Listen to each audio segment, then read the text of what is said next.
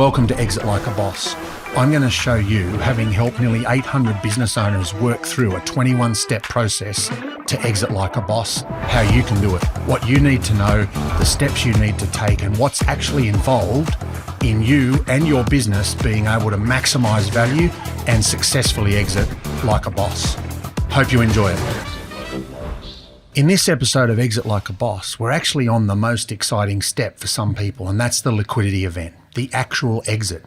Now, the first thing to notice is this is episode 18. There's 17 steps before this, all of which are preparation. And that's probably, I think, one of the most important lessons. Don't jump straight to the sale.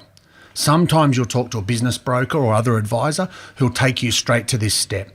Don't do that. That's not how you exit like a boss. Often those sales or transactions are going to fail. What this is about is cashing in on all the preparation that you've done. You've been through 17 steps of preparation. You now know exactly what the business is worth. You know everything you've done to maximize value. You've done all the documentation, the due diligence is ready. You're ready to go. Let's work out how we get this right. Now, the first thing is there's a very, very important principle in selling a business, and that is not all buyers are equal. Not all buyers will pay the same amount of money for your business. So there are some key things to understand as we go down this road. What we spend time, effort, and money on is finding what we call a strategic buyer. Now, I'll explain what that means in a minute, but let me just explain the underlying principle. If your business makes $500,000 a year in net profit, or even if it only makes $100,000 a year in net profit, most buyers will pay maybe 2 times that, sometimes even 3, or if it's really good, maybe 4. What I'm talking about here is how do we find the person or people or business that's going to pay 6 or even 8 times? Now, there's a couple of key things to think about. The idea is therefore not how we sell, but who we sell to. Who do we attract that might be a strategic buyer? If we just find a financial buyer that walks in and buys our business, they're going to pay what everyone else will pay. 2 times, 3 times, maybe 4 if it's pretty good. What we want is the person that's going to pay 6 or 8. So who are they? Where do we find them? Now, to understand that, you need to understand what a strategic buyer is. And simply, a strategic buyer is someone who will pay more. Now, why would anyone pay more? Well, it's because for them, the business is actually worth more. Let's look at some examples.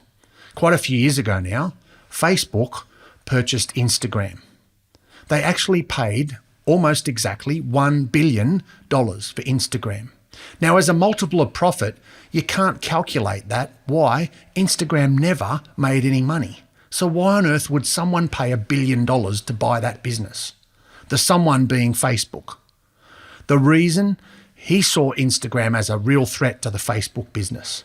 And the best way to manage that threat, or to take advantage even of that threat, is to buy it and use it. Now, you can run ads on Facebook and Instagram at the same time. You can message channels, all those sorts of things work really well. But they paid $1 billion for that business. Now, that's not even a multiple of profit because, as I said, it never made any money. So what I want you to think about is, in your business, who are the strategic buyers? Let's go through some examples of what that might look like. If you look at some larger companies, look at things like Apple, look at Microsoft, but let's start with Apple. Apple makes acquisitions very, very frequently. Go into the stock exchange, go and type in Apple acquisitions into Google. You'll see a list, literally. I'm talking 1 or 2 a week for years in a row. And nearly all of them are strategic to Apple. So many years ago now, they bought the speech recognition engine that drives Siri. I don't know what they paid for it, but that's a really interesting example. No one had ever heard of Siri. It wasn't called Siri then, it was called something else, but no one used it. It wasn't a large business. It didn't make a lot of money. But Apple paid strategically for that business because it had the IP that now drives Siri. Now go forward and look at Siri. It's on every single Apple device you buy. You cannot get rid of it. You can't uninstall it. You can't get rid of it. You can't turn it off. It's in the phone. It's in the laptop. It's in the iPad. It's in your watch. It's everywhere. Why? That's strategic value. Apple took IP, or a particular product, if you like, and they knew they had the market and the distribution to take that product from a small number of users to many, many millions of users in every country around the world where they operate. Now, that's an extreme example. What I want you to think about is, in your business, who is the strategic buyer? Who would pay you more? So, what products do you make and sell? Who makes a product and a service that sells to a similar customer? So if I sell laptops and you sell mobile phones, same customer, same sort of people sell it, same sort of buying process, same sort of everything. That might be a strategic buyer. Think about your business, your industry, your product. The other key areas, so product's one, and IP.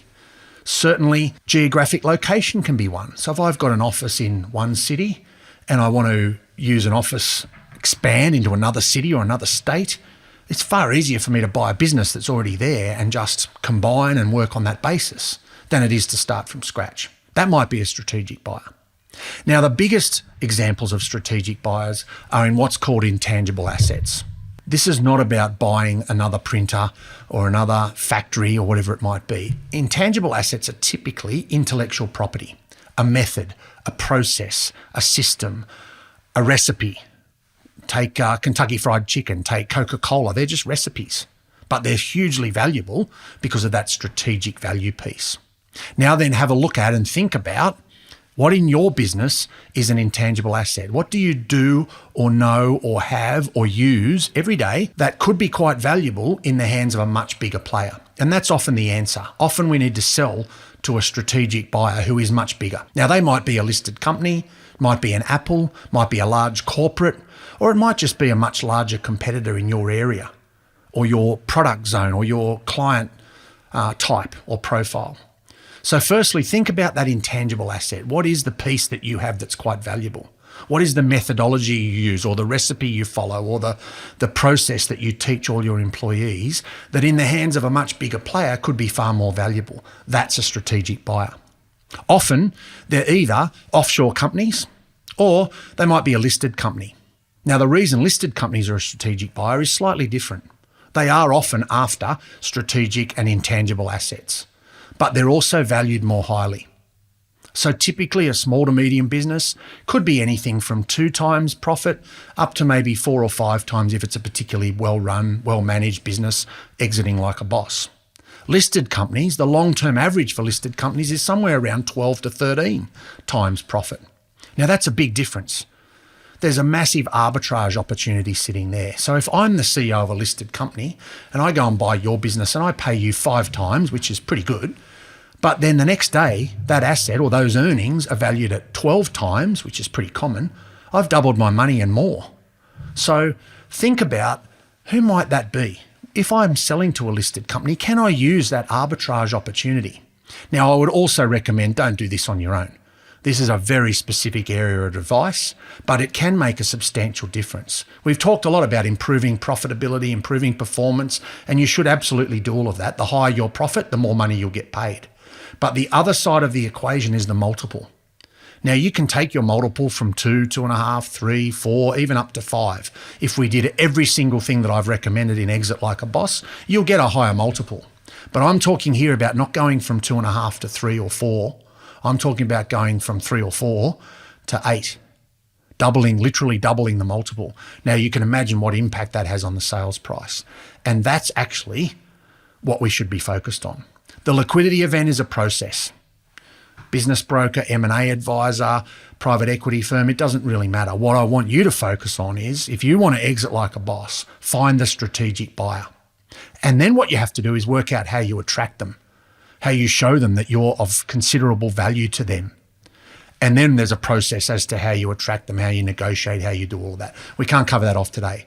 But what I want you to do now is think about who is my strategic buyer? Who would pay more for my business than a mum and dad or normal financial investor? You can work that out, work out how to attract them, work out how to get them pay more. You can exit like a boss.